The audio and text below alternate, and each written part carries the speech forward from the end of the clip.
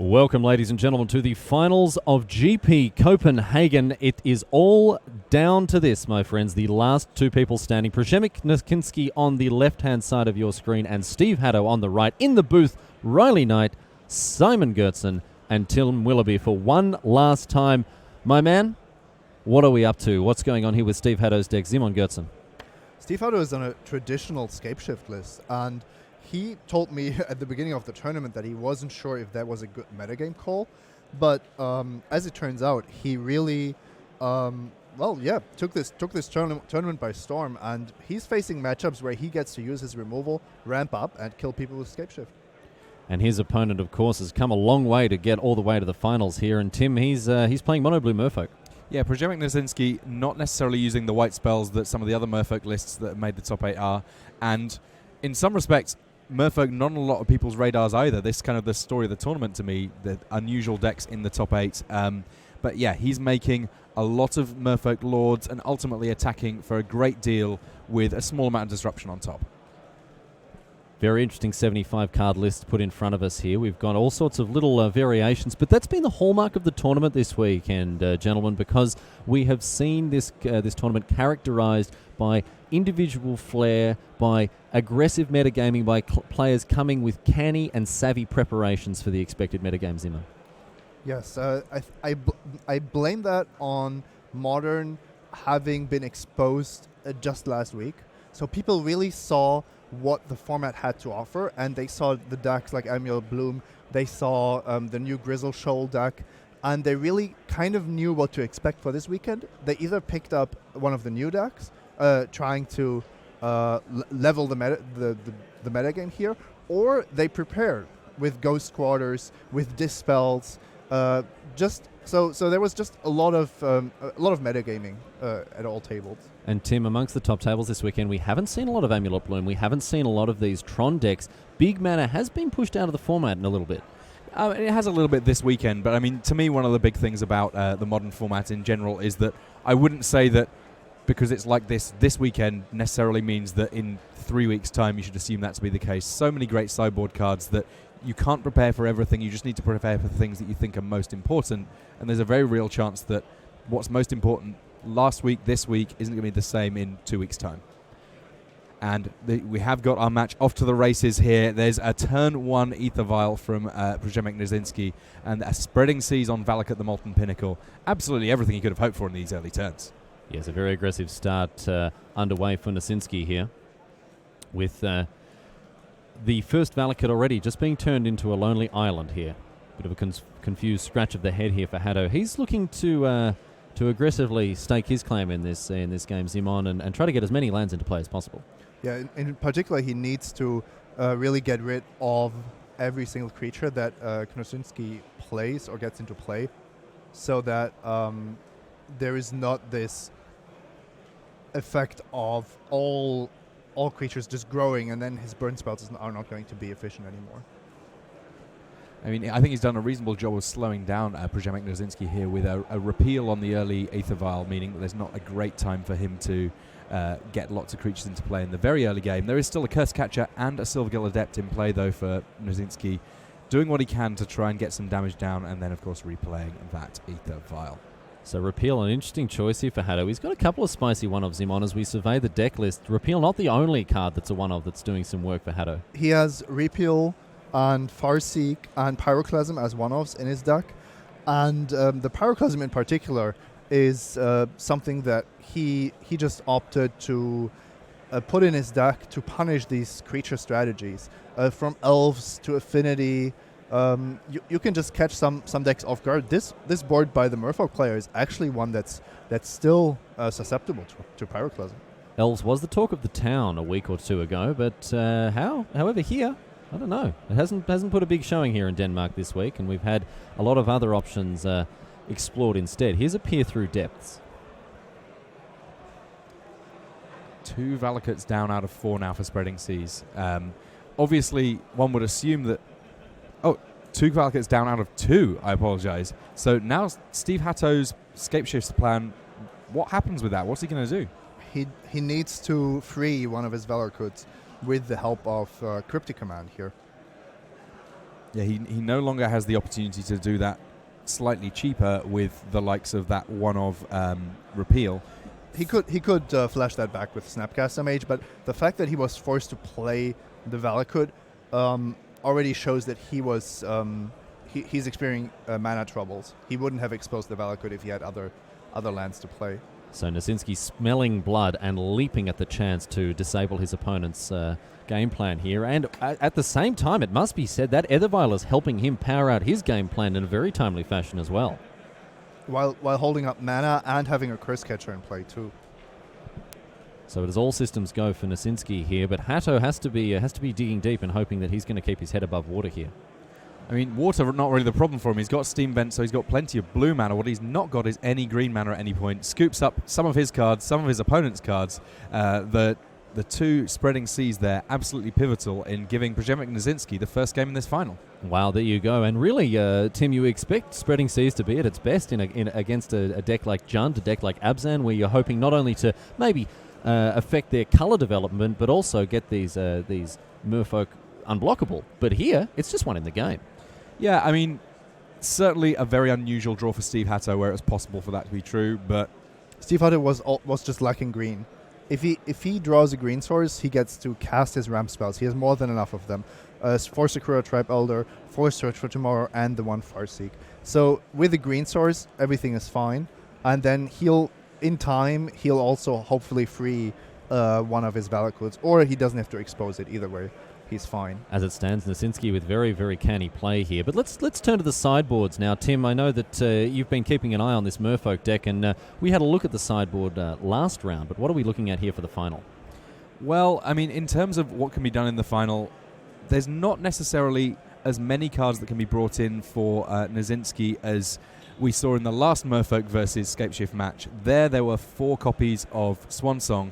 This time round, in terms of counter magic, it's 3 Spell Pierce, 2 Remand, and unfortunately, they don't match up quite as well against Scapeshift because when Scapeshift's going off, it tends to have some extra mana. That's true. Kira, Great Glass Spinner, Tidebinder Mage, Master of Waves, Dispel, and Hibernation, rounding out the sideboard of Knocinski, in addition to 4 copies of Tectonic Edge. What do you like in this sideboard, Zimon? What are you looking at bringing in? I think that Tectonic Edge is maybe not intended for this matchup, but it should certainly come in if you can afford to lose some of your other lands, and that should be doable for Knocinski. So with the Tectonic Edge, you can just stop the Scapeshift from ever being lethal, or you can maybe, if Steve Hatto goes for it, you can destroy some mountains with the Valakut triggers on the stack. Excuse me. Let's move over now to the Scapeshift deck. We've got Tim with the list in front of him. So let's see what's going on here with Steve Hatto's 15. Now, Steve Hatto, I think, actually has a great sideboard for the Merfolk match. He's got the Anger of the Gods. He's got the Engineered Explosives. We saw Ancient Grudge be fantastic for him in the semi-finals in terms of dealing with it was the Explosives dealt with Aethervile, but he could Ancient Grudge also. And then if he wants to, he has these alternative plans. If he thinks that actually there's going to be something that's really going to hold up his main combo, he does have a creature plan. He can bring in 2 Thragtusk, 3 Obstinate Baloth, and an Inferno Titan, and be this ramp deck that has these big spells to cast. A couple of one-offs rounding out the sideboard there. Back to Nature, probably not particularly exciting, but Counterflux and Creeping Corrosion amongst them. But it's Vendilion Click that's raising some questions for me. Zimon, Vendilion Click, a classic Game 2 card. What are your thoughts on this card after board?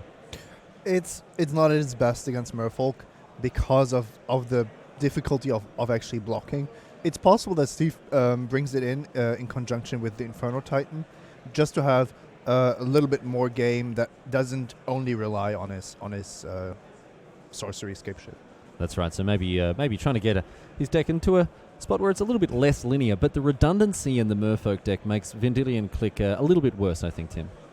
I suppose that's true. There's not necessarily one high-impact card that you desperately want to take, and the card that they draw after you've put something on the bottom could well be comparatively similar to the thing that you take away. As good, or maybe even better if you're shipping one below decks. That's right. So interesting to see the way that these players put together the puzzle and slap these two decks up against each other in game number 2. I don't expect Thragtusk or Obstinate Baloth to make an appearance, but I would definitely bring in the Inferno Titan. that's a card that can just wreck Merfolk's plans. And you have to plan for these kind of games where you can control the Merfolk's board to an extent. If you're only envisioning there being 4, 5, 6 Merfolks on the table, of course Inferno Titan is not going to be good enough. But what is really? Yeah, I mean, if the Merfolk deck truly goes off to the races, then yes, Scapeshift's going to have a little bit of trouble. But if we have a game that gets projected a little bit longer, then Scapeshift could very much take this. Yes, I think it really is up to the Merfolk deck to take a very bullish approach, make sure that they're on the front foot from the beginning, and adopting a position, a posture that's going to make sure that they stamp their authority onto this game. Without running into engineered explosives, without running into Anger of the Gods, this is not going to be an easy post-sideboard game, or maybe games for Knocinski. But it looks like the players now drawing their opening hands. Let's see what they got to work with. Here we are, Fish and Shifts, game number 2. We'll see who's going to emerge on top. And it is all Lords all day for Knocinski here. And the Obstinate Baloth did come in for Steve Hatto.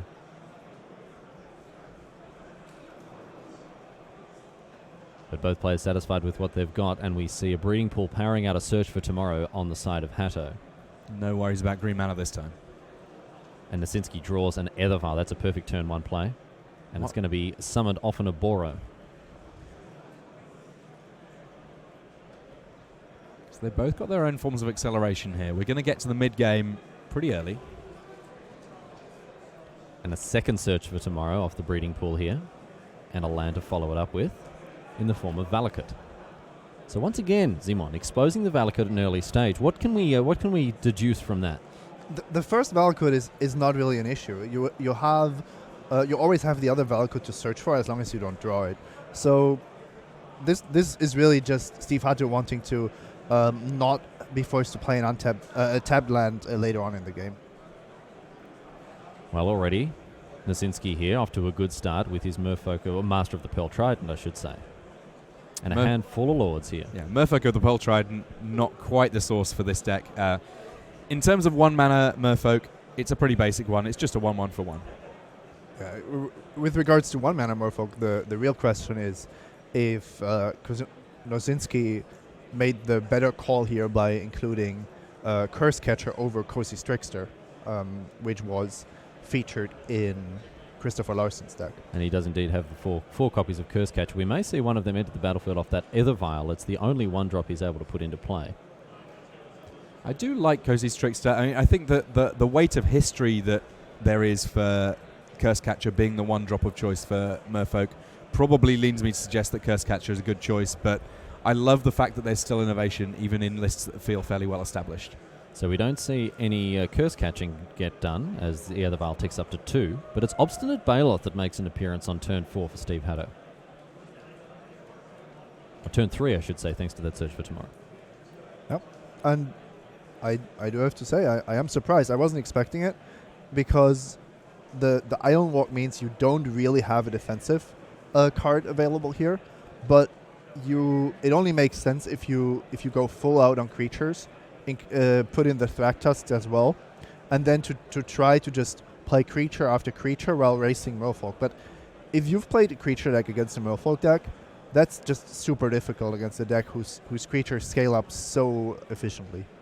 Tectonic Edge taking care of Valakut number 1, so Knocinski once again on that Valakut denial plan. This time round he's not got red mana as opposed to not having green, and that not necessarily so big a problem in the very early game, except for the fact that a lot of his best ways of dealing with creatures are red. So kind of forced into fetching a mountain on this turn. Search for Tomorrow doing good work to make sure that the player from Luxembourg has access to all of his colours. Beautiful basic lands, I might say. A man of great taste and refinement, Steve Hatto, choosing matching basics like this, but you can't knock Knocinski. Look at those basics. And plenty of them in Knocinski's Merfolk deck. He will not have been overly worried by the likelihood of Blood Moon. Even though he's got a few non-basics in order to get around Choke, he still has 10 islands to work with. Best of both worlds here, as we see the Baloth rumble into the red zone here and get across for 4.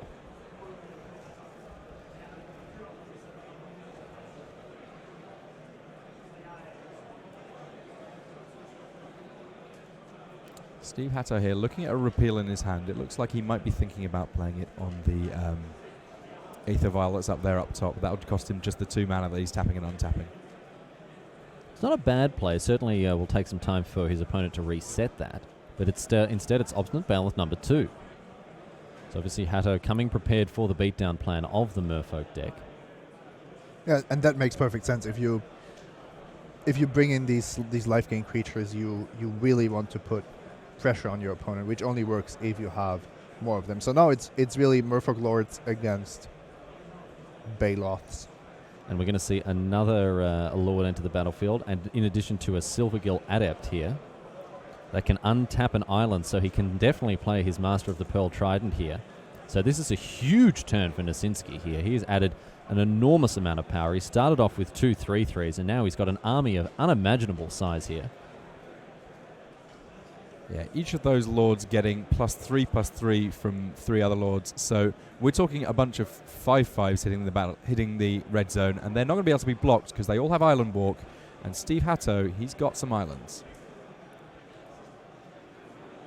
So across for 10, in comes the Lord of Atlantis, one of them anyway. Lord of Atlantis seems to be a joint position, and the Master of the Pearl Trident number 1. Yeah, there's some fairly stern competition going on for who's in control of the Pearl Trident and exactly who's in charge of Atlantis in this Merfolk deck. Of course, the Lords not buffing themselves, but the Silvergill Adept enjoying the full complement of +1/+1 from all of those Lords. At the moment, it's a 6/5. So Steve Hatto with approximately 1 turn to find his way out of this mire here. And Knocinski coming very, very close to a GP championship. We spoke about Anger of the Gods being an interesting card in the sideboard that sometimes doesn't do a whole lot. We're in one of those places right now.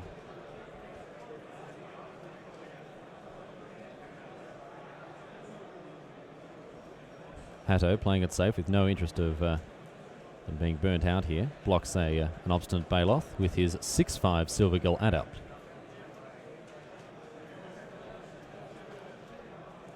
Hatto, however, with 3 cards in hand, certainly an uphill battle for him.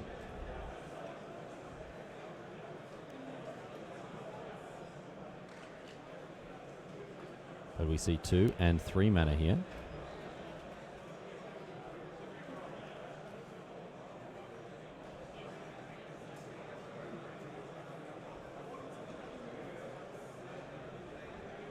And it's going to be a repeal targeting Master of the Pearl Trident. So that's going to knock the Silvergill Adept down to a 5/4, which means it trades with the Baloth.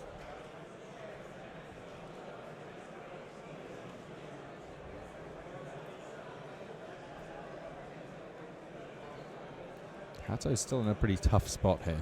He's still facing lethal too. And if Knocinski wants, he can tap Hatto's lands to be absolutely sure that there is no out for him. If Hatto spends his mana now, okay, now it's just... I think Hatto had miscalculated exactly how big those lords were going to be after the bounce spell. Tried a lightning bolt there on Master of the Pearl Trident, only to be reminded that it is in fact a 4/4. So an unfortunate error there for Steve Hatto, not able to reduce his opponent's forces. And here's a Mutavault in addition to the Merfolk of the Pearl Trident tapping down the final land. And Knocinski poised here to take out a GP championship, confidently sends his creatures into the red zone. And with a final examination of the life totals, we have our GP Copenhagen champion crowned in straight sets. It is Przemek Knocinski. Congratulations indeed to him. Yeah, a great final. I mean, he's obviously super, super stoked about this situation. And it was a weird final in many respects because it felt like everything was kind of going his way. He had the draws that were just the appropriate sets of lands and spells to handle what Steve Hatto had going on at any given moment. As we bring it back to the booth away from the jubilant face of our champion Przemek Knocinski, congratulations to him. But Zimon, the Dane there really snapping up a victory in game number 1 off the back of those spreading seas, and then compounding that with a very confident win in game number 2. He had all the lords he wanted. and repealing an Aether Vial is not going to stop that onslaught. There is no good mass removal available to the teamwork colors, and because there is so much pressure on you, it's also almost impossible to pull off an escape shift win before dying to the Merfolk. That's a good observation, even though Anger of the Gods is an option there. As we saw, a mighty army of 4/4s and 5/5s, Tim, it's not going to do enough. The anger isn't going to be quite enough to put him away. Yeah, and I don't think that Steve Hatto is going to be too angry about how his weekend's gone in total. I mean, he certainly had a great time. He was able to defeat one Merfolk deck in this top 8. He just wasn't able to defeat the second. No, the Fish have managed to get all the way to the top in the hands of a very, very savvy fishmonger. So congratulations indeed to our champion, Przemek Knocinski. He'll be joining us in the booth before very much longer for a little bit of a chat. But before that, have a think back to the weekend we've seen. We've seen a wide range of decks, and very quickly, have we got any? What's a moment that stood out to you? We'll start with Zimon. What's something that perhaps has been at the front of your mind this weekend? I love the Grizzle Shoal deck. I've only just now grown to appreciate what it's capable of. Its instant speed nature, I think, puts it on a true tier 1 level compared to the old days of Fury of the Horde. Splicing through the breach on Nourishing Shoal, that's Big now we're talking. Now we're talking, that's right. Tim, any highlights for you? I don't think it's really going to come as too much of a surprise to people who have been watching today. I love the Ghostway deck.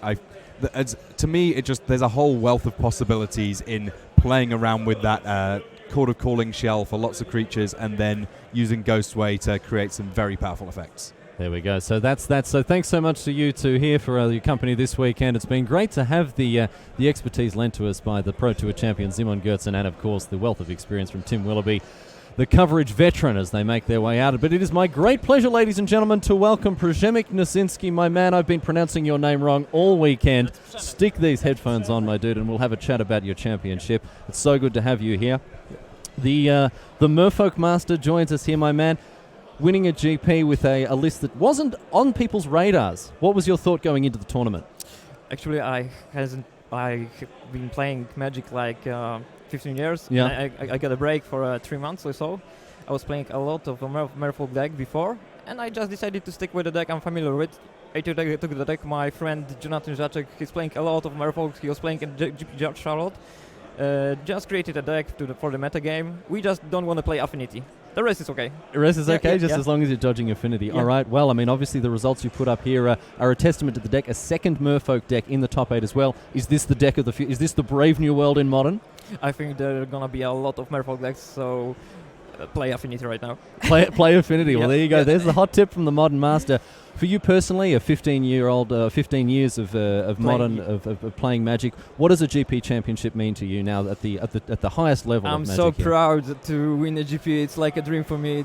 I was not thinking about doing a GP, so it's really that's a dream comes true. Yeah. Absolutely. And I'm back on the Pro Tour finally. Back on the Pro Tour. I Yeah. can see the enthusiasm shining through. Congratulations to you, my man. It's so good to have you. Thank you. Here, and we will see you at the Pro Tour. Looking forward to more very strong results. Stick around for just a minute because, my friends, that is all she wrote. I'm sorry, so sorry to do it to you, but that is all we've got time for. Just before we head out, I'd like to thank everyone who was involved in the successful production of this weekend, to the staff and the judges who made sure that the event ran smoothly, and of course to team coverage, Simon Gertzen, Tim Willoughby, Stephen Leeming, we've got Neil Rigby behind the cameras on the feature match area, and of course Rich Hagen to my left, making sure that everything runs smoothly. GP Providence across the ditch. You can change channels and watch some more red-hot standard action coming your way. But from Europe, from Copenhagen, it is Riley Knight saying goodbye. Thanks so much for your company this weekend, and we will see you next time.